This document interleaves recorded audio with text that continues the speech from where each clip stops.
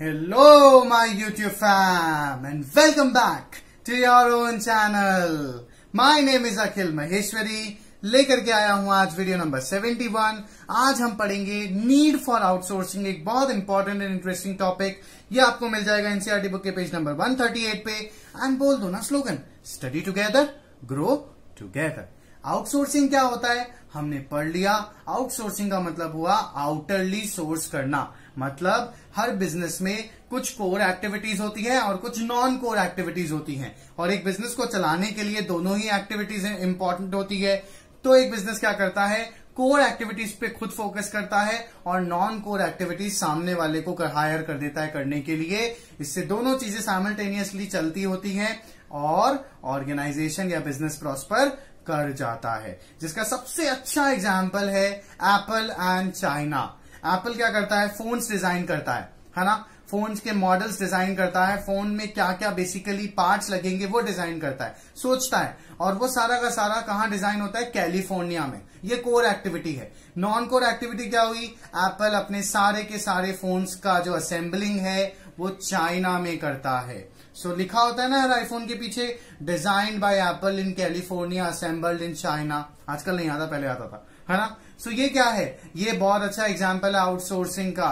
क्या आपको पता है व्हाट्सएप भी अपने इनिशियल डेज में बैक इन 2012 रशिया के एक बहुत बड़े आउटसोर्सिंग कंपनी से अपने ऐप को बिल्ड करवाता था, पता है आपको। सो व्हाट्सएप ने भी क्या किया, आउटसोर्स किया। इवन स्काइप ने भी, माइक्रोसॉफ्ट ने जब स्काइप को खरीदा था 2011 में, तो स्काइप अपने ऐप को बिल्ड करवाता था अफ्रीका में।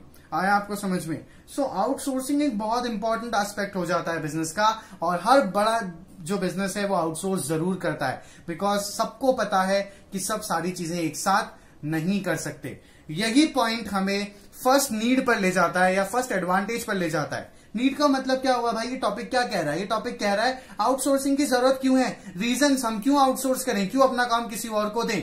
Because first is focusing on attention. क्या मतलब इसका, outsourcing help business to shift its focus and set priorities more clear. कि जो आपके इंपॉर्टेंट टास्क हैं, आपकी जो प्रायोरिटीज हैं, उन पर आप फोकस कर सको, और जो आपको प्रायोरिटी में इतना इंपॉर्टेंट नहीं लगता बट बिजनेस के लिए इंपॉर्टेंट है, यानी कि सिंपल भाषा में बोलूं तो नॉन कोर एक्टिविटीज वो आप आउटसोर्स कर देते हो। अगर आउटसोर्सिंग नहीं होती तो आप कितने ही महान हो, आप सारे काम एक साथ नहीं कर सकते थे, कुछ ना कुछ आप लैक कर जाते, और आज के कट थ्रॉट कंपटीशन में बिजनेस ग्रो नहीं कर पाता। जैसे एक बहुत अच्छा सा इनफॉर्मल एग्जाम्पल भी लूं तो अर्जुना महाभारत में एक बहुत बड़ा वॉरियर था, लेकिन कितना ही वो बड़ा वॉरियर हो, लेकिन एक समय में दो जगह प्रेजेंट नहीं हो सकता था वो, right. So he had to send his army, है ना, to the second place where he was not present. और वो कहां प्रेजेंट होता था, जहां उसे उसकी प्रायोरिटी लगती थी, इंपॉर्टेंस लगती थी। So that is outsourcing only. So what is outsourcing, outsourcing आप सबको पता है कि काम को बांट देना, नॉन कोर एक्टिविटीज किसी और को दे देना, ठीक है। सो इसका रीजन क्यों हम आउटसोर्स करें, जरूरत क्या है, नीड क्या है, तो पहला फोकसिंग ऑफ अटेंशन, कि आप अपनी प्रायोरिटी लिस्ट में जो इंपॉर्टेंट काम है वो आप खुद कर सको, और जो नॉट सो इंपॉर्टेंट काम आपको लगते हैं बट स्टिल बिजनेस के लिए इंपॉर्टेंट है, वो आप दूसरों को दे सकते हो। जैसे बहुत सारे बिजनेस हाउसेस प्रोडक्शन पे, मैन्युफैक्चरिंग पे, मार्केटिंग पे फोकस करते हैं, और कॉल सेंटर जैसे काम, यानी कि कस्टमर ग्रीवियंसेस सॉल्व करना, कस्टमर की प्रॉब्लम सॉल्व करना, ये बीपीओस को, बिजनेस प्रोसेस आउटसोर्सिंग को आउटसोर्स कर देते हैं। क्या होते हैं बीपीओस, बीपीओस कॉल सेंटर होते हैं। आपको नेक्स्ट वीडियो में और अच्छे से समझाऊंगा। Then second, quest for excellence.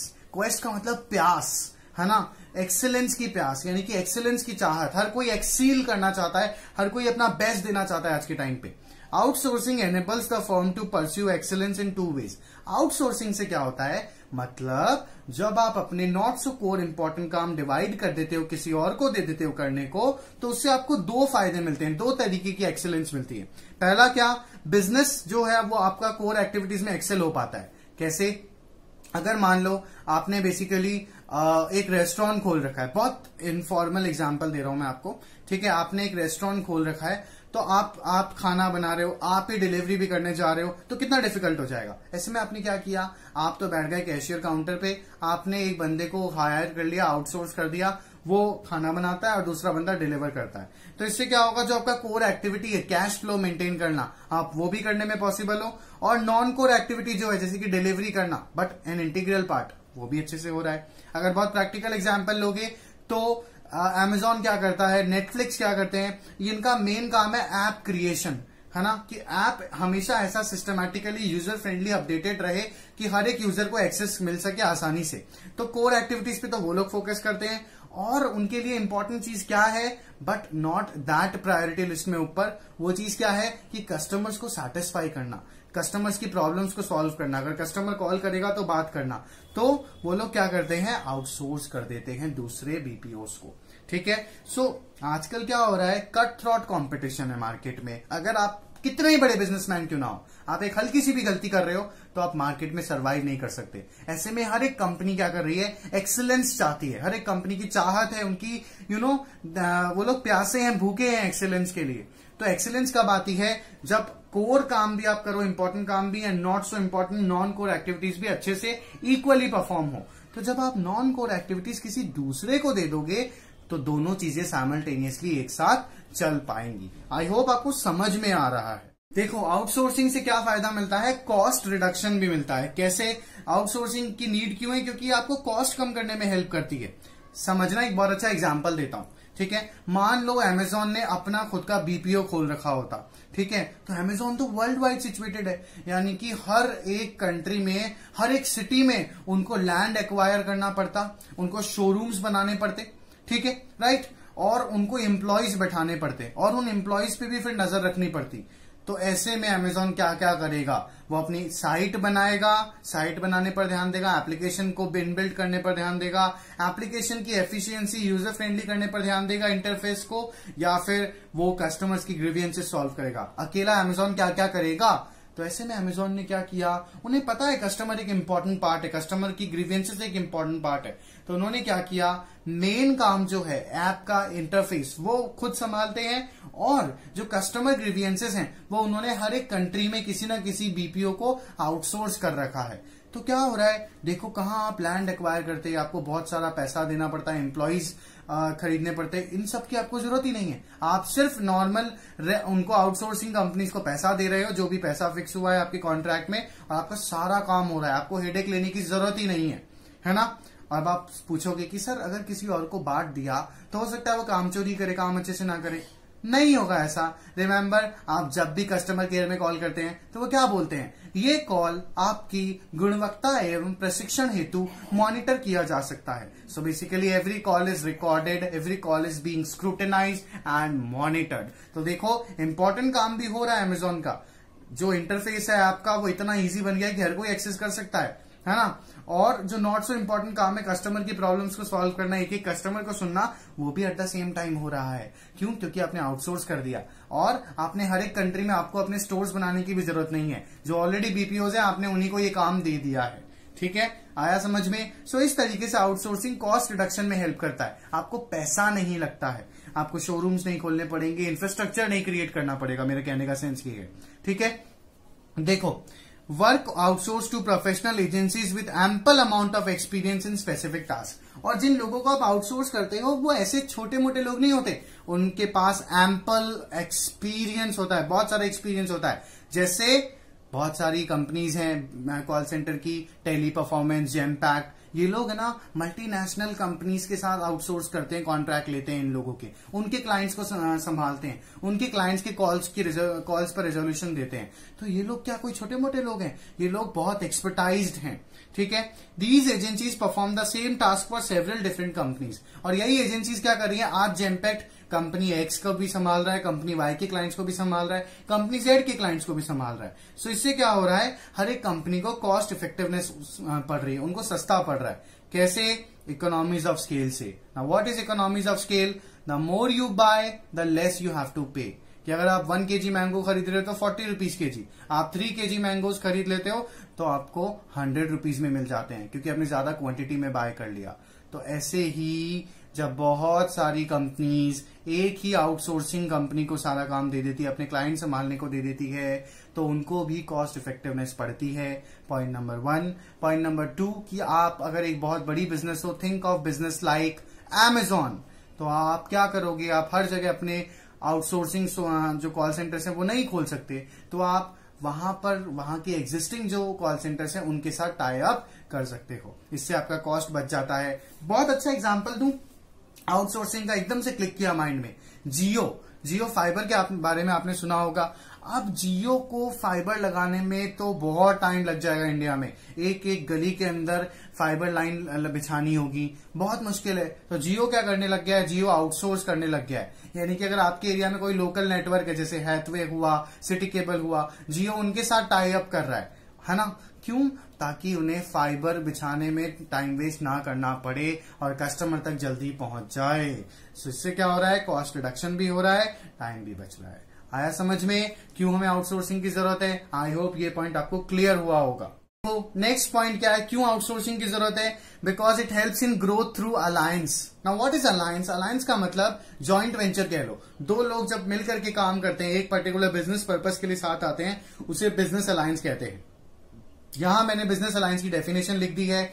अब business alliance is an agreement. क्या है ये? एक अग्रीमेंट है, एक कॉन्ट्रैक्ट है। किन लोगों के बीच में? बिजनेसेस के बीच में, दोनों बिजनेसेस के बीच में। अगर जैमपैक्ट सपोज करो किसी पर्टिकुलर कंपनी के क्लाइंट्स के कॉल सेंटर ले रहा है, तो जैमपैक्ट वर्सेस जैमपैक्ट एंड दैट कंपनी, ठीक है, वो लोग क्या कर रहे हैं, कॉस्ट रिडक्शन कर रहे हैं और सर्विसेज दे रहे हैं कस्टमर्स को, ठीक है। अलायंस भी हो रहा है आउटसोर्सिंग से। कैसे हो रहा है? अगर मान लो मैंने एक कॉल सेंटर कंपनी खोल रखी है और मेरे पास 5-6 कंपनीज के क्लाइंट्स के कॉल लिस्ट हैं, मैं ही सबके क्लाइंट्स को संभालता हूं, ठीक है।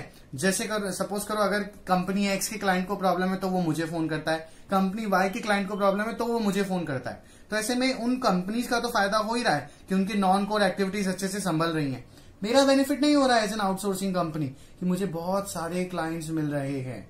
आया समझ में? So what is growth through alliance? Alliance का मतलब बिजनेस वेंचर, एक साथ मिलकर के काम करना। जब एक साथ मिलकर के काम कर रहे हैं तो बहुत सारे लोगों को बेनिफिट मिल रहा है। एग्जाम्पल, जब जियो लोकल केबल प्रोवाइडर्स या लोकल जो नेट प्रोवाइडर्स हैं उन लोगों के साथ मिलकर के काम करेगा तो क्या होगा, उन लोकल नेट प्रोवाइडर्स को पैसा मिलेगा, उनका कस्टमर बेस बढ़ेगा और जियो को भी फायदा होगा कि उसे फाइबर लाइन में और टाइम नहीं लगाना पड़ेगा। आया आपको समझ में? Growth through alliance. Next point आता है, लास्ट पॉइंट आउटसोर्स की जो नीड बताता है, last but never the least. और भी बहुत सारे हो सकते हैं, ठीक है। आप कमेंट सेक्शन में मुझे बताना आपको क्या लगते हैं, अगर आप नॉन कोर एक्टिविटीज आउटसोर्स करो तो क्या क्या फायदे हो सकते हैं। Flip to economic development. Flip का मतलब बूस्ट अप। इकोनॉमिक डेवलपमेंट बहुत ज्यादा हो रहा है आउटसोर्सिंग से। कैसे हो रहा है देखो, समझो। ऑफ शोर आउटसोर्सिंग से। Now what is offshore outsourcing? Outsourcing works to less developed countries. कि एक डेवलप्ड कंट्री क्या कर रही है, एक नॉट सो डेवलप्ड कंट्रीज में जाकर के आउटसोर्स कर रही है अपना काम। तो उससे क्या हो रहा है, उससे ये हो रहा है दोनों कंट्रीज का डेवलपमेंट हो रहा है। जैसे आज तक क्यों चाइना इतना आगे है, क्योंकि जितनी भी कंपनीज हैं सारे अपने जो काम है असेंबलिंग का वो चाइना में आउटसोर्स करती आई है। तो इससे जो डेवलप्ड कंट्री है उनका तो फायदा होता ही है। चाइना कितना ग्रो कर गया है, चाइना टेक्नोलॉजी में सबको पीछे छोड़ गया। आप कोई सी भी कंपनी उठा लो, उसके हर एक part assembled made in China होते हैं। तो इससे चाइनीज कितने डेवलप हो गए ना।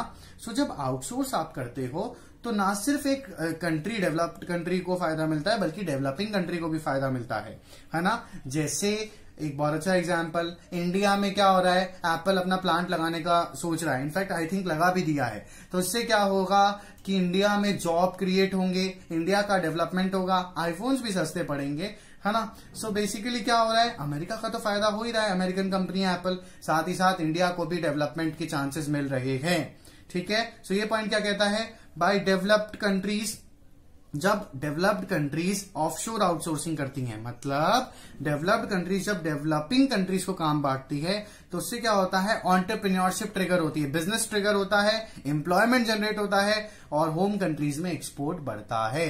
जब सारी कंपनीज इंडिया में आकर के अपना प्लांट लगा लेगी ना, तो देखना इंडिया भी एक दिन चाइना जैसा वर्ल्ड पावर बन जाएगा टेक्नोलॉजी के मामले में, टेक्निकलिटीज के मामले में, और बेटर जॉब्स क्रिएट होंगे लोगों के पास। आया आपको समझ में। सो जो लोग यहाँ पे IITians हैं उन लोगों को बाहर जाने की जरूरत नहीं होगी, फिर इंडिया में ही उन्हें अपने देश में ही काम मिल जाएगा। इंडिया का तो डेवलपमेंट होगा ही होगा, जो कंपनीज आउटसोर्स करेंगी उनका भी डेवलपमेंट होगा, ठीक है। सो आई थिंक आपको आउटसोर्सिंग में पढ़ाने में क्लियर रहा। पसंद आ गया तो लाइक कर दो, शेयर कर दो, सब्सक्राइब कर दो। नहीं आया तो कमेंट सेक्शन में अपनी क्वेरी पोस्ट कर देना, वीडियो को 2 बार और देख लेना। Thank you so much for watching this video. Stay tuned, stay safe.